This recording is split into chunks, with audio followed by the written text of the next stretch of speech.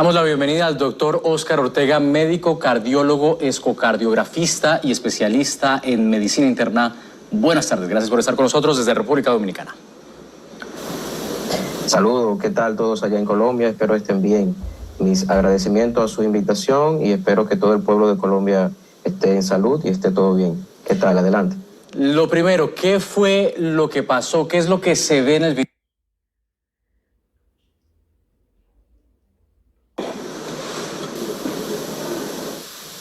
Bueno, lo que estuvimos viendo en este partido de la NFL es donde un atleta de alto rendimiento, Damar Harris, de un joven de 24 años, es detenido por otro atleta y en la tacleada al detenerlo en la jugada, el joven de 24 años, Damar, cae abatido por este atleta, lo cual es normal en el fútbol americano en cuanto a jugadores de defensa, pero como habitualmente estos dos jugadores se ponen de pie, al momento de ponerse de pie, Damar cae de nuevo al piso, se derrumba, cae abatido al piso. Los jugadores que están a su lado se dan cuenta de que el joven ha caído y que no es una actitud normal del juego. Y proceden inmediatamente a llamarlo. Al ver que no responde, entonces hacen la voz de alerta al equipo médico. Entra un personal de paramédico al terreno de juego y al momento de evaluarlo ven que no tiene pulso y entonces inician la reanimación cardiopulmonar. Y es posible ver en una parte del video donde en algún momento uno de los paramédicos aplica una descarga eléctrica, una desfibrilación a este individuo que acaba de caer, no responde, no tiene pulso.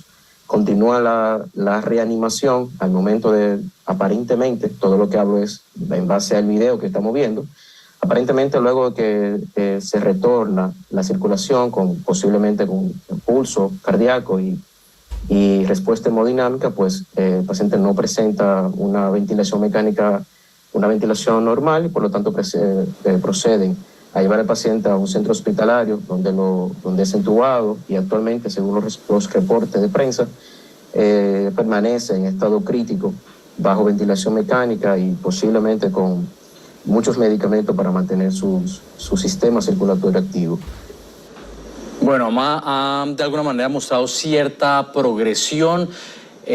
Todo esto ocurrió cuando la NFL suspendía ese partido y Hamlin era trasladado inmediatamente al centro médico de la Universidad de Cincinnati. A él le practicaron unos exámenes y se estableció que sufrió un paro cardíaco y llevaba hasta el día de ayer 2 días sedado y en estado crítico. Usted en sus redes sociales hablaba a partir del video que lo más probable era que se tratara de una conmocio cordis. ¿Qué es en términos prácticos? Bien, excelente pregunta. Quiero primero establecer que lo que estamos haciendo es llegando a una conclusión, a un preámbulo, ¿verdad? Llegando a una conclusión en base a un video donde esta acción fue presenciada por más de 60,000 personas en vivo y por decenas de miles que lo hemos visto en repetidas veces vía las redes sociales y los demás medios. No hemos estado ahí, no se ha publicado todavía el historial médico de este paciente. Entonces, en base a lo que estamos viendo, la posibilidad entre ellas es la siguiente. Un paro súbito cardíaco, que fue lo que este individuo presentó, en un atleta joven de 24 años, lo más probable que haya pasado son 3 situaciones. Primero, la miocardiopatía hipertrófica que haya degenerado en una arritmia, secundario al estímulo del deporte, una miocardiopatía ritmogénica o una conmocio cordis. Hemos llegado a esta conclusión de forma teórica, dado el hecho de que esta persona acaba de recibir una embestida, acaba de recibir un trauma no penetrante de tórax. Se debate si fue con la parte lateral del casco o fue con la hombrera. La situación sí está clara de que ha recibido un impacto a nivel torácico pues, en el área del precordio, que es el área donde está ubicado el corazón. A pesar de que tenga el pectoral, los pectorales, la pechera de protección, bueno, esto no es independiente al momento de recibir un impacto de alta energía provocado por, si sumamos las dos fuerzas, tanto de la velocidad que lleva Damar y la velocidad con que lo embiste el otro atleta, si ambas se suman, entonces tenemos una energía suficiente como para producir un trauma torácico y cardíaco, pero no la alta energía necesaria como para producir un desgarro miocárdico o un trauma penetrante de tórax. En base a eso, y que luego él pudo restablecerse, se reincorporó y segundo más tarde pierde el tono postural y cae al piso. Entonces, en base a ese análisis clínico a priori, entonces lo más probable que haya causado en esto es una commotion cordis. ¿De qué se trata la commotion cordis? Bueno, es traducido al español, es un temblor o un aleteo cardíaco. Doctor, a partir de eso surgen dos preguntas que muchos se hacían en redes sociales mientras el jugador se debatía entre la vida y la muerte. Ya conocemos que ha conseguido escribir una nota. La primera pregunta era si sobreviviría y la segunda, si sobreviviría, ¿qué consecuencias a largo plazo podría enfrentar? ¿Podría seguir jugando? Bueno, esas son dos grandes preguntas que hasta el momento son muy inciertas. Y voy a hacer el intento de responderte en base a estadísticas y en base a las escrituras, lo que está escrito principalmente de la Sociedad Americana de Cardiología en estos casos. Estas sociedades tienen lineamientos y tienen literaturas en este sentido. Bueno, a principios del siglo pasado, o a finales del siglo pasado, apenas el 6% de los atletas que tenían una commotion cordis podían sobrevivir. Eso fue mejorando a partir del nuevo siglo. Ya en los últimos 10 años, esta posibilidad de sobrevivir ha aumentado a por lo menos entre 50 y 55%, dado de que hay más acceso a equipos médicos, tanto a la reanimación cardiopulmonar y a los desfibriladores. Por lo tanto, la probabilidad de que un atleta sobreviva a una situación como esta es de entre un 45 o 50%. Esa es una. La otra pregunta es de qué va a pasar en el futuro. Si primero va a sobrevivir, segundo, con qué lesión va a quedar y si va a tener la posibilidad de volver a jugar. Eso, desde mi punto de vista, es muy incierto y caemos en un punto teórico. Pero si nos basamos en la literatura, los lineamientos para la descalificación de los deportistas en cuanto a que hayan padecido de commotion cordis es la siguiente. Cuando un deportista de alto rendimiento padece por esta situación, debe ser sometido a diferentes estudios. Primero, una evaluación física y historia clínica absoluta, completa. Una evaluación por electrocardiograma, ecocardiograma, resonancia magnética de corazón y probablemente estudios angiográficos de las arterias coronarias. Y si aplica estudios más específicos como estudios genéticos para determinar si este paciente está genéticamente predispuesto a padecer en el futuro de un segundo evento arrítmico que le lleve a costar la vida. Doctor, ha surgido también un debate en redes sociales sobre si estos deportes de impacto son seguros. Bueno, a ver, la muerte súbita es un evento que puede pasar independientemente si una persona es deportista o no lo es. Ahora, en los deportistas de alto rendimiento, el riesgo de muerte súbita es por lo menos 2.2 veces mayor que de la población general. Esto no implica de que el deporte sea una actividad peligrosa, porque si nos vamos otra vez a las estadísticas, ocurren en promedio una muerte súbita en un deportista por cada 100.000 deportistas, por año. Por lo tanto, desde el punto de vista estadístico, es muy bajo el riesgo de que una persona practicando un deporte de alta competición pueda padecer de enfermedad, de una muerte súbita. Claro, lo han habido. En el caso de la commotion cordis, se tiene un registro estadounidense de más de 300 casos en los últimos 50 años. Y los registros de muerte súbita en deportistas son aún mayores. Pero si comparamos la muerte súbita en la población general y o por lo menos nos vamos directamente a la actividad deportiva, no significa de que estos tipos de deportes se deban restringir o se deban prohibir de manera rotunda a todo el mundo por este hecho.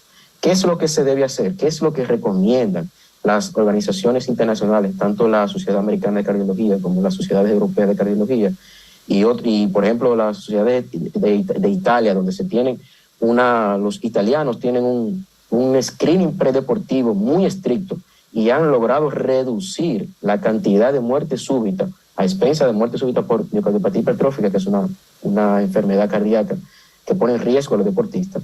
Entonces lo que se hace es un screening a todo aquel que se va a someter a un entrenamiento deportivo de alto rendimiento, y en base a ese screening entonces se le da una autorización o se descalifica a la persona que está siendo sometida a ese análisis. Si en la evaluación el deportista se estima que no tiene riesgo de muerte súbita o de enfermedad cardiovascular, es decir, se descarta la posibilidad de una miocardiopatía hipertrófica o de una miocardiopatía arritmogénica o de una cardiopatía isquémica, en estos casos es muy poco probable de que la persona pueda padecer de una muerte súbita. Finalmente, doctor, ya veíamos algunas imágenes, casos como este, si bien son raros, sin duda ocupan muchísimos titulares cada vez que ocurren. Recuerdo yo en el año 2003, en la Copa Confederaciones, cuando el camerunés Marc-Vivien Foé se desplomó en pleno juego ante Colombia. Otro que ocurrió hace poco en noviembre fue en el fútbol argentino con el colombiano Andrés Balanta, de apenas 22 años, en la Eurocopa de 2021 con Christian Eriksen de Dinamarca. Estos casos, ¿qué nos dicen? Porque es que sorprende a muchos, un jugador tan joven, con un futuro por delante, que enfrente estos desplomes a pesar de la actividad deportiva que se supone trae vida al cuerpo. Sí, claro. De por sí, a mayor deporte que practica una persona, de la población general me refiero, menor riesgo de muerte, menor riesgo de enfermedad cardiovascular. Ahora, en estos tipos de individuos que tienen un entrenamiento físico extenuante de alta competición, se pueden generar dos tipos de situaciones. Una, como acabo de decir, por enfermedades. En este perfil, generalmente se divide un corte de 35 años. Por debajo de 35 años hay un grupo de enfermedades que puede atacar a los jóvenes. Por encima de 35 años, generalmente infartos. Por debajo de 35, otros tipos de enfermedades. Ahora, también hay otras situaciones que no tienen que ver con enfermedad orgánica establecida, que pueden llevar a un atleta de alto rendimiento a tener un evento como este. Por ejemplo, la mala adaptación al atletismo por un entrenamiento físico no adecuado es una causa que lleva a un estrés mecánico cardíaco muy elevado. Otra puede ser la deshidratación, otra puede ser incluso también desbalance hidroelectrolíticos. Recordemos que el corazón funciona por corrientes eléctricas, microvoltajes, y estos microvoltajes son dados por electrolitos. Si hay un desbalance en los niveles de electrolitos a nivel del sistema cardiovascular, entonces puede sobrevenir un evento catastrófico cardiovascular y llevar entonces consigo a poner en peligro la vida de este paciente. Pero, como te decía anteriormente, estos casos son alarmantes, son de grandes titulares, la prensa lo abarca, son muy llamativos, y más cuando se dan en atletas jóvenes que se supone que exhiben gran valor de salud, pero no están exentos a ese tipo de situaciones. Entonces, lo que se debe hacer es, en los equipos médicos de cada equipo, una valoración sistemática y periódica a cada deportista, y mantener las medidas de higiene deportiva necesarias en cada juego. Es lo que entiendo que debe seguirse. Pero no deja esto de ser alarmante, no deja esto de ser una situación que acapara.